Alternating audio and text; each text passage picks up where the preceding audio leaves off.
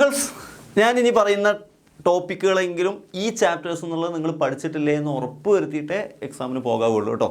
4 chapters എന്നുള്ള നിങ്ങൾ നിർബന്ധമായിട്ടും പഠിക്കേണ്ടുന്ന ഇമ്പോർട്ടൻറ്റ് ടോപ്പിക്സുകൾ ഞാനൊന്ന് വേഗത്തിൽ പറഞ്ഞുതരാം. അഥവാ എല്ലാം പഠിക്കണം, ഇനി പഠിച്ചെത്തിയില്ല, വൈകിപ്പോയി എന്നൊക്കെ തോന്നുന്ന സ്റ്റുഡൻസ് ഇതെങ്കിലും നിർബന്ധമായിട്ട് നിങ്ങൾ നോക്കിയില്ലേ നോക്കുക. കാരണം ഈ ഭാഗത്തു നിന്നൊക്കെ സ്ഥിരം ക്വസ്റ്റ്യൻസ് വരുന്നതാണ്. അപ്പോൾ പീരിയോഡിക് ടേബിൾ എന്ന് പറയുന്ന ചാപ്റ്റർ ഒന്ന് നിങ്ങൾ പഠിക്കുമ്പോൾ മെൻ്റൽ ലീവിൻ്റെ പീരിയോഡിക് ടേബിളിൻ്റെ മെറിറ്റ്സ് എന്തൊക്കെയാണ്, ഡീമെറിറ്റ്സ് എന്തൊക്കെയാണെന്ന് പഠിച്ചില്ലേ എന്ന് ഉറപ്പ് വരുത്തുക.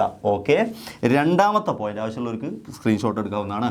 രണ്ടാമത്തെ പോയിന്റ്, മോഡേൺ പീരിയോഡിക് ലോയുടെ ആ മോഡേൺ പീരിയോഡിക് ലോ എന്താണ്, ആധുനിക പീരിയോഡിക് നിയമം എന്താണ് എന്ന് തന്നെ എക്സാമിന് ചോദിക്കും, അതും പഠിച്ചു വെക്കുക.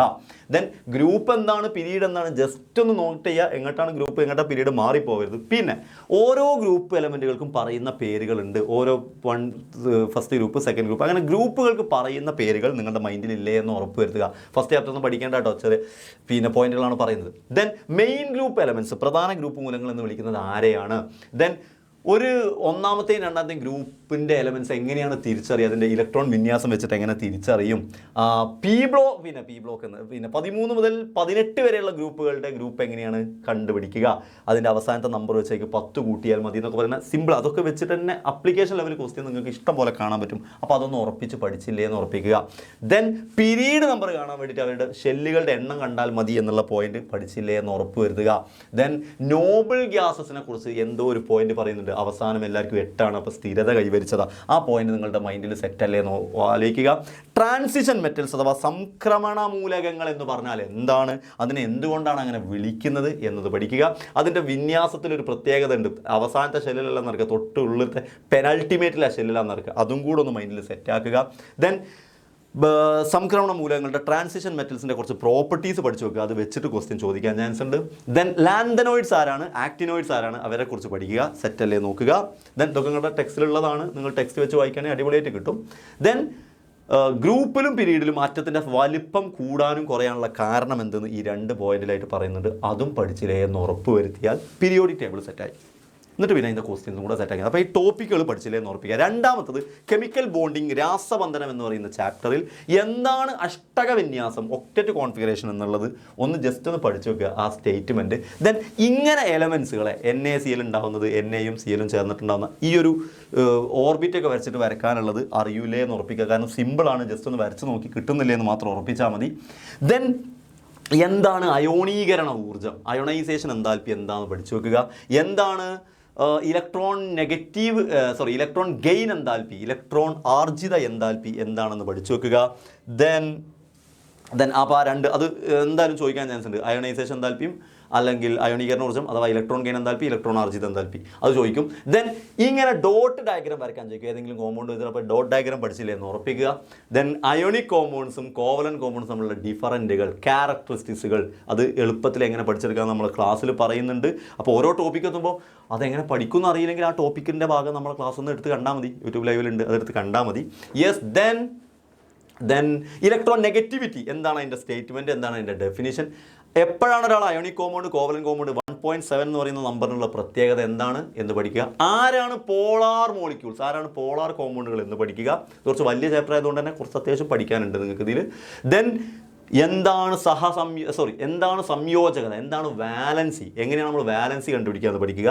ദെൻ ആ വാലൻസി ഉപയോഗിച്ചിട്ട് എങ്ങനെയാണ് ഒരു കോമ്പൗണ്ടിൻ്റെ ഫോമുല എഴുതാനുള്ള കുറേ എക്സാമ്പിൾ നമ്മൾ പറഞ്ഞിട്ടുണ്ട്, അതും കൂടെ ഒന്ന് കിട്ടുന്നില്ലെന്ന് ടെക്സ്റ്റ് ബുക്ക് നോക്കി വെച്ചാൽ ആ ചാപ്റ്ററും സെറ്റായി. മൂന്നാമത്തെ ചാപ്റ്റർ റിഡോക്സ് റിയാക്ഷൻസ് അഥവാ റിഡോക്സ് പ്രവർത്തനങ്ങൾ, അതും ഈസിയാണ് മക്കളെ, സിമ്പിളായിട്ട് പഠിക്കേണ്ടത്. റിയാക്റ്റൻറ്റുകളുടെ മാസും പ്രൊഡക്റ്റുകളുടെ മാസും ഈക്വൽ ആണെന്ന് പറഞ്ഞാൽ ലാവോസിയുടെ ആ പോയിന്റ് പഠിക്കുക, അത് ഉറപ്പിച്ചില്ലേ നോക്കുക. എന്നിട്ട് അതിനൊരു എക്സാമ്പിൾ, സിയും ഓറ്റും ചേർന്ന് CO2 ഉണ്ടാകുന്ന ഒരു എക്സാമ്പിളോട് കാണിച്ചിട്ട് ഏത് എക്സാമ്പിൾ നിങ്ങൾക്ക് ഇങ്ങനെ പറയാൻ പറ്റും, അപ്പോൾ ഒരു എക്സാമ്പിൾ വെച്ചിട്ട് അത് തെളിയിക്കാൻ പഠിച്ചില്ലേ എന്ന് ഉറപ്പിക്കുക.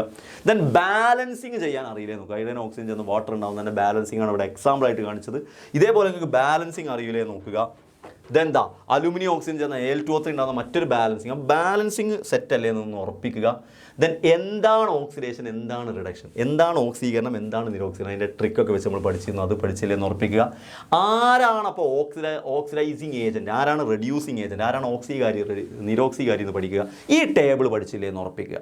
ഈ ടേബിൾ എന്ന് പറയുന്നത് ഓരോ എലമെൻറ്റുകളുടെയും ചാർജ് കൊടുത്തതാണ്. അപ്പോൾ ആ ചാർജ് ഇത് നിങ്ങൾക്ക് അറിഞ്ഞാലേ ജനറലി ഇങ്ങനെ ചോദിക്കുന്ന ക്വസ്റ്റ്യനുകൾക്ക് ഇതിൽ ക്രോമിയത്തിൻ്റെ ചാർജ് ചാർജ് എത്രയാണെന്നൊക്കെ ചോദിച്ചാൽ നിങ്ങൾക്ക് എഴുതാൻ അറിയുള്ളൂ. സോ ഇത് പഠിച്ചില്ലേ എന്ന് ഉറപ്പിക്കുക.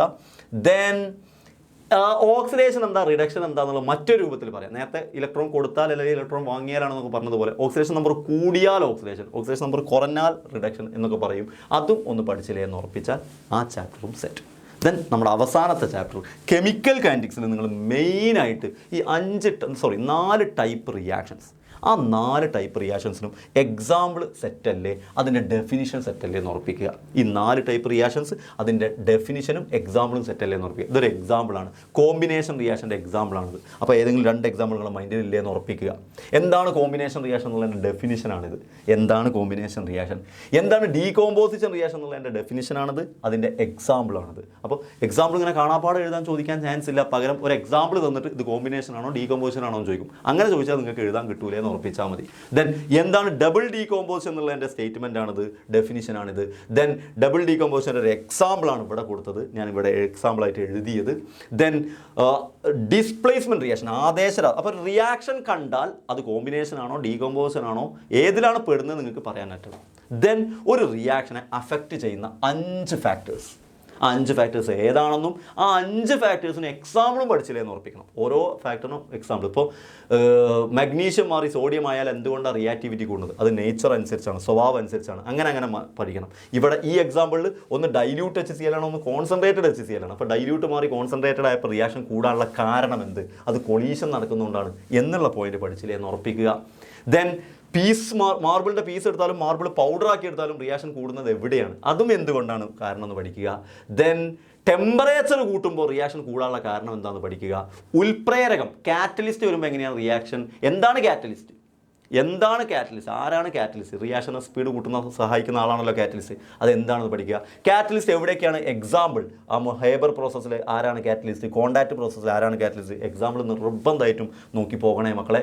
നേച്ചറിലുള്ള കാറ്റലിസ്റ്റുകൾ ആരാന്നും കൂടി പഠിച്ചു കഴിഞ്ഞാൽ ആ ചാപ്റ്ററും സെറ്റായി. അപ്പോൾ ഇങ്ങനെ ആ ചാപ്റ്ററിൻ്റെ ടോപ്പിക്ക് നിർബന്ധമായിട്ടും പഠിച്ചില്ലേ എന്ന് ഉറപ്പിക്കുക. ദെൻ അതിൻ്റെ ക്വസ്റ്റ്യൻസും കൂടെ ചെയ്താൽ ഓൾമോസ്റ്റ് നിങ്ങൾക്ക് ഒരു ഐഡിയ കിട്ടും, സെറ്റായിട്ട് കിട്ടും അവസാന സമയത്ത് പഠിക്കേണ്ടവർക്ക്. സോ നന്നായിട്ട് പഠിക്കുക. Wish you all the best.